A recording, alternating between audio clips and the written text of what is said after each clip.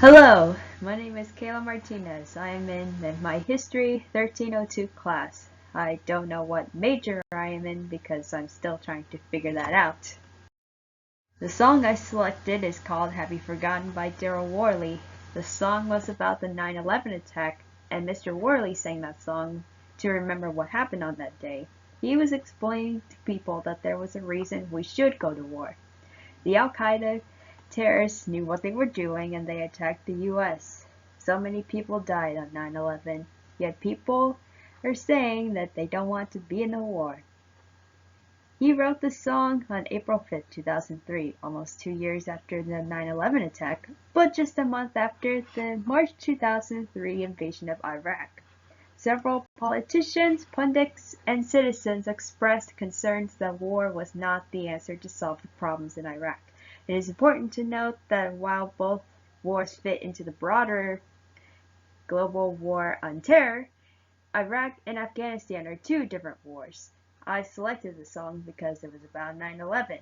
A personal fact, I was alive at that time, but I was a baby and I was only 23 days old.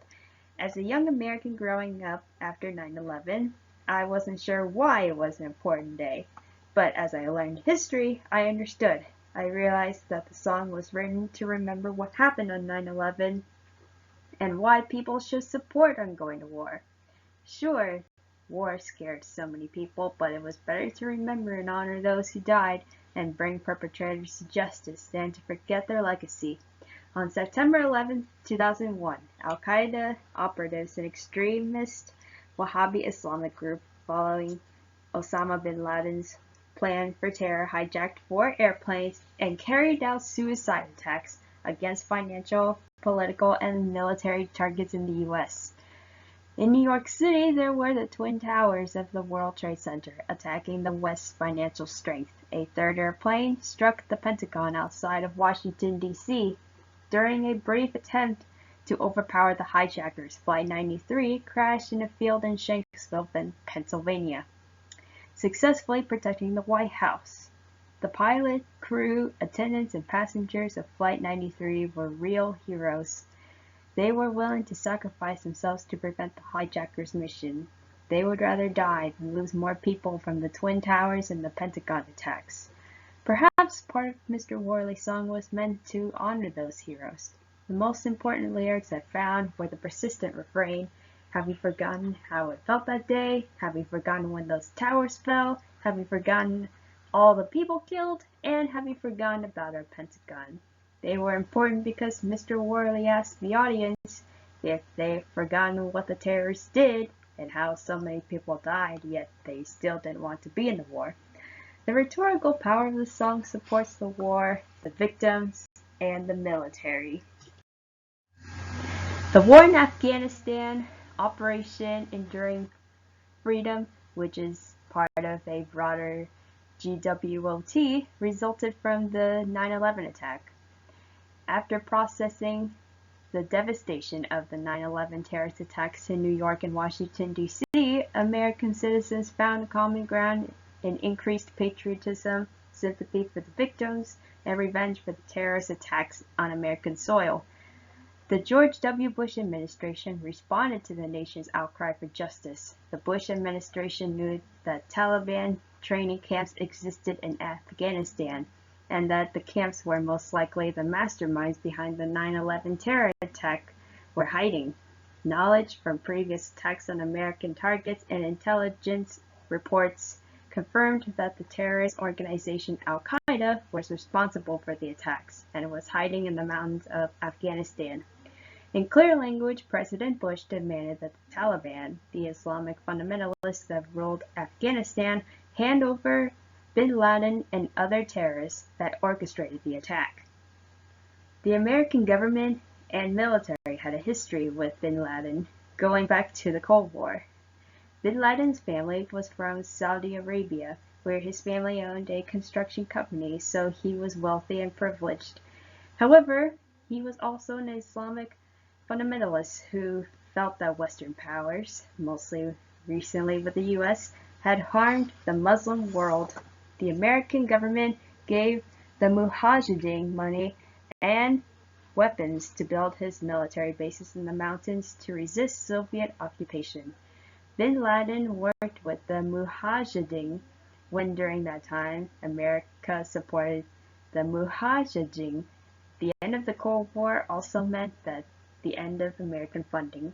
After the political relationship came to a close, Bin Laden's hatred for America's consumer culture, numerous religious groups, and blatant open displays of sexuality became a tool for recruitment to Al-Qaeda and other extremist groups. He was also furious that American military bases remained in Saudi Arabia, while America continued supporting Israel against the Palestinians. After President Bush demanded that the Taliban government in Afghanistan turn over terrorists connected to the 9/11 attacks, the Taliban refused. On October 7, 2001, a United States-led coalition launched airstrikes against the Taliban government, focusing on crucial Al-Qaeda locations.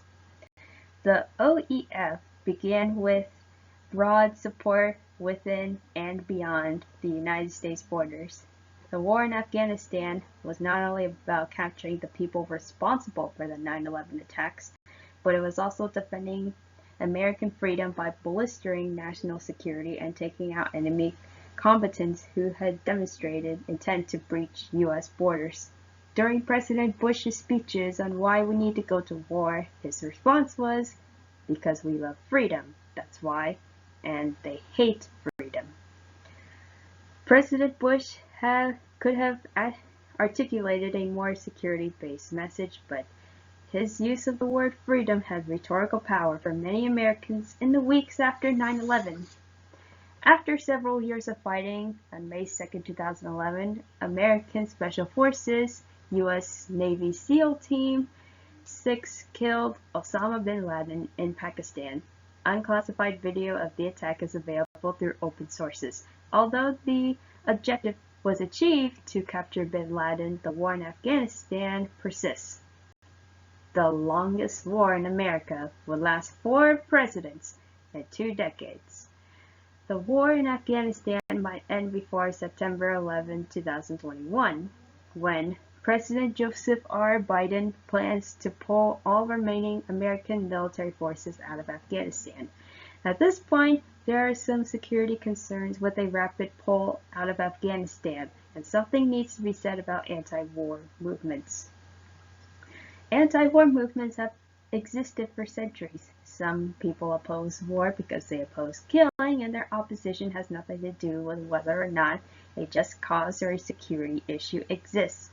Other people support the war in the early days, but as death count rises and objectives fail or seem unattainable, they begin to oppose the war. Since Mr. Worley wrote his song about a conversation that he heard opposing both wars, the dialogue regarding opposition to both the wars will resume after explaining the war in Iraq. The war in Iraq.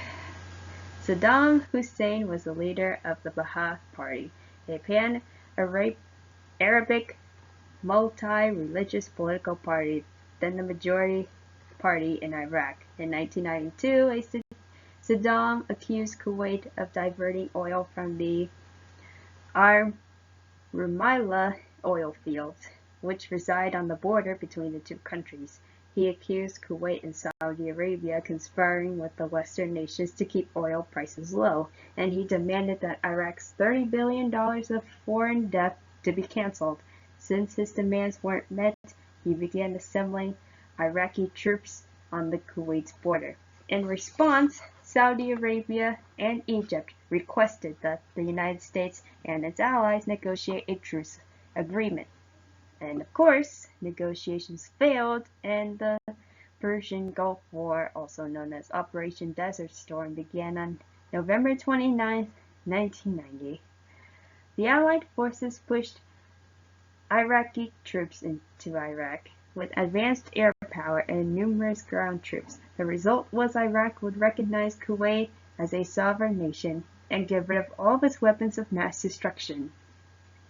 The 1990-91 Gulf War concluded with a decisive American coalition victory, although deposing or executing leaders, regardless of how awful, is illegal. Many Americans felt that leaving Saddam Hussein in power was a mistake. Years after the war, Kurds and Shiites suffered the consequences. Riding on the coattails of the war in Afghanistan, the Bush administration turned its attention back to the conflict in Iraq. After the 9/11 attacks, President Bush in 2002 requested that UN inspectors go to Iraq and confirm that weapons of mass destruction were not being produced. It was believed that Saddam and the Taliban were working together to attack the US. At first, Iraq refused to allow the UN inspectors in, but later allowed them in, and no weapons of mass destruction were found. President Bush still insisted that Iraq was still not complying with UN inspectors and that weapons of mass destruction were hidden. He demanded that Saddam step down or there would be war. President Bush demanded that Hussein leave Iraq, and when he refused, the US, along with the support of Great Britain, launched an attack, and the war in Iraq began on March 20, 2003. This war was led by the United States and supported by Great Britain. No other Allied forces supported this war, and it was not approved by the United Nations. Once again, the Iraqi troops were outmanned and outgunned. Hussein was captured by the American forces on December 13, 2003, hiding in a hole which was 6 to 8 feet deep, 9 miles outside of his hometown of Tikrit. Hussein was found guilty and was executed on December 30, 2006.